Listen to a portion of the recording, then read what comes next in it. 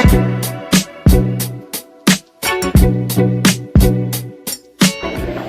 dia, nosaltres som els alumnes de sisè del CEIP Sant Llogaria. Durant aquest curs hem estat treballant i investigant sobre la sequera a Eivissa, que és un problema real. L'objectiu d'aquest projecte és per conscienciar la gent sobre el problema que estan tenint a les pitiüses amb l'aigua. És important ser conscients de tot això perquè duim 36 mesos de sequera a Eivissa, que és una dada bastant impactant. I hi ha que tenir en compte que estem en un nivell de sequera de prealerta. A final de 2024, els aqüífers estaven a un 36% de la seva capacitat. A part de les poques pluges que hi ha, la massificació turística que hi ha a la isla no afavoreix gens a la gestió sostenible dels aqüífers.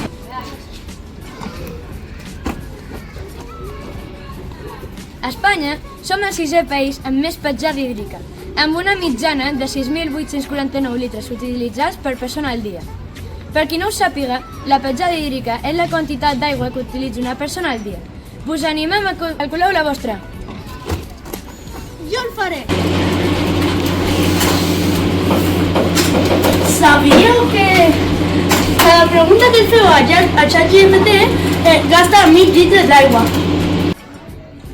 Sabíeu que per netejar una almendra es necessiten 4 llitres d'aigua? Imagineu el que es necessita per netejar una bossa. Sabíeu que per crear un iPhone es necessiten 12 llitres d'aigua? Sabíeu que per fer un litre de Coca-Cola es necessiten 200 llitres d'aigua? Podem seguir així tota la vida, gastant d'aigua. I Javi, i com ho podem solucionar?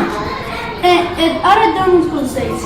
Primer, sempre intenta evitar les banyeres i si te vols dutxar, dutxa't en una dutxa i en un temps mínim i si te vols banyar, te pots anar a una piscina municipal. El vàter nunca són fems i nunca utilitzis el vàter com fems perquè pensa que tot el que tiras al vàter acaba en el mar. Un consell més. Aprofiteu els rentaplats i altres electrodomèstics per aprovechar l'aigua al màxim. Un altre consell més.